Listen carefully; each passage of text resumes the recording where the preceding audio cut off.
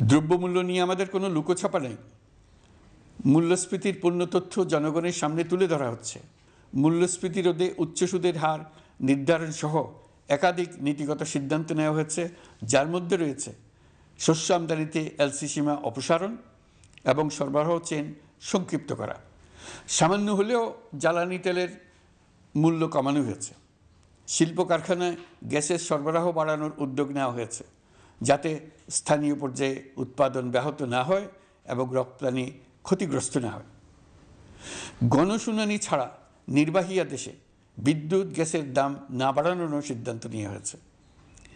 পরিবহন খাতে চাঁদাবাজি বন্ধের চেষ্টা করা হচ্ছে। আমরা আশা করি বাজারে পণ্যমূল্য কমিয়ে আনতে এটা ভূমিকা রাখবে। নেপাল থেকে পানি বিদ্যুৎ বাংলাদেশে আনার ব্যবস্থা করা হয়েছে। দৈনন্দিন রাষ্ট্র পরিচালনার পাশাপাশি আমাদের ভবিষ্যতের বাংলাদেশ বিনির্মাণের কথাও ভাবতে হচ্ছে। আপনারা সবাই জানেন, আমাদের সবচেয়ে গুরুত্বপূর্ণ কাজ হচ্ছে একটি অবাধ সুষ্ঠু নির্বাচন আয়োজনের মধ্য দিয়ে নির্বাচিত সরকারের কাছে দায়িত্ব হস্তান্তর। আমরা রাজনৈতিক দলগুলোর সঙ্গে আমাদের নিয়মিত যোগাযোগ অব্যাহত রেখেছি। বিভিন্ন ইস্যুতে তাদের মতামত নিয়ে যাচ্ছি। সরকারের সিদ্ধান্ত গ্রহণে এসব মতামত অনেকাংশে প্রতিফলিত হচ্ছে। চলমান সংস্কার প্রক্রিয়ায় তাদের প্রতিটি মতামত সক্রিয়ভাবে বিবেচনায় নেওয়া হচ্ছে। আমরা আশা করছি নির্ধারিত সময়ে ডিসেম্বর-জানুয়ারির মধ্যেই সংস্কার কমিশনগুলো তাদের সুপারিশমালা সরকারের কাছে পেশ করতে পারবে।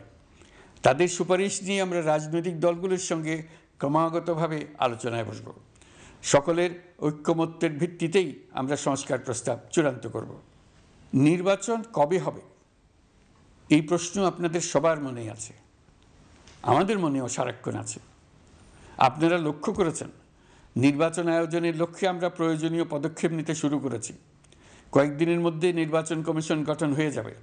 তারপর থেকে নির্বাচন আয়োজন করার সমস্ত দায়িত্ব তাদের উপর বর্তাবে। নির্বাচন কমিশন ভোটার তালিকা হালনাগাদ সহ আরও কিছু কাজ শুরু করে দিতে পারবে, যা একটা অবাধ নির্বাচনের সাথে সরাসরি সম্পৃক্ত।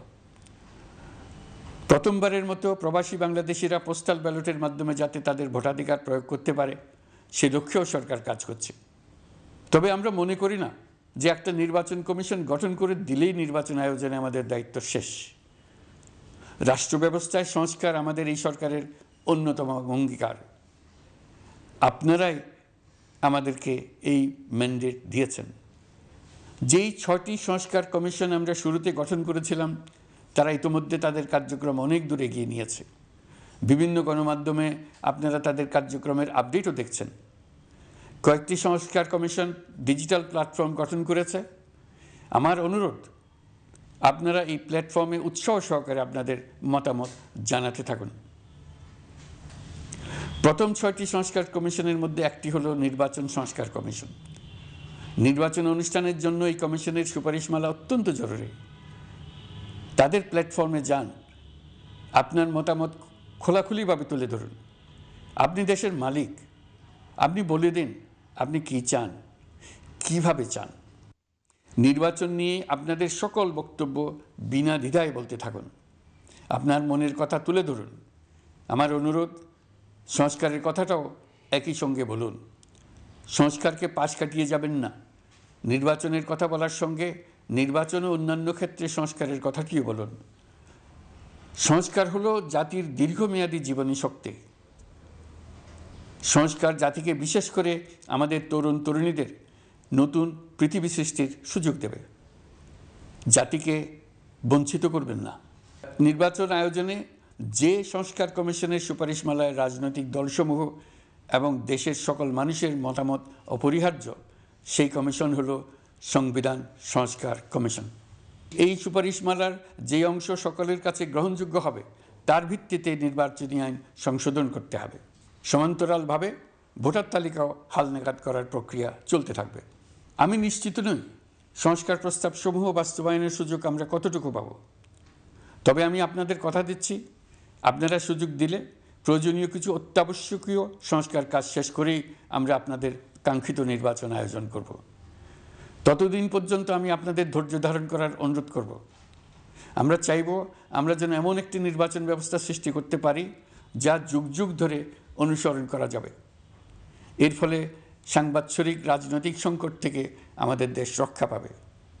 এই জন্য প্রয়োজনীয় সময়টুকু আমি আপনাদের কাছ থেকে চেয়ে নিচ্ছি।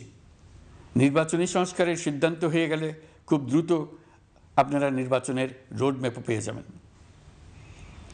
অন্তর্বর্তী সরকার সৃষ্টি হয়েছে রাজনীতিকে নীতির কাঠামোয় আনার জন্য এবং রাজনীতির জন্য নতুন পরিবেশ সৃষ্টির নিবিড় আকাঙ্ক্ষা থেকে।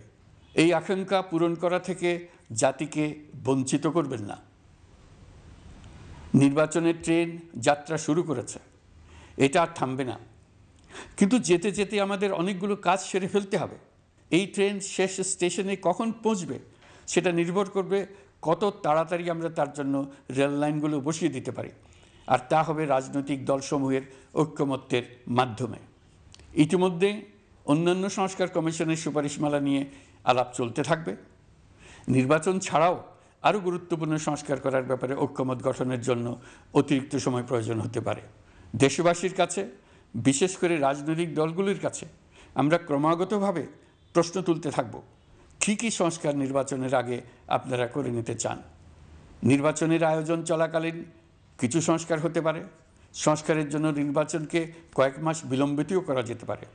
আমরা দুদিন পরে চলে যাব, কিন্তু আমাদের মাধ্যমে জাতির জন্য যে ঐতিহাসিক সুযোগ সৃষ্টি হলো, সেই সুযোগটা যেন কোনো রকমেই হাতছাড়া করে না দিই, এটার ব্যাপারে দৃঢ় থাকার জন্য আমি দলমত, নারী পুরুষ, ধর্ম, তরুণ, বৃদ্ধ, ছাত্র, ব্যবসায়ী, শ্রমিক, কৃষক নির্বিশেষে সবার কাছে আহ্বান জানাচ্ছি। আশা করি আপনারা আমার এই আবেদন গ্রহণ করবেন।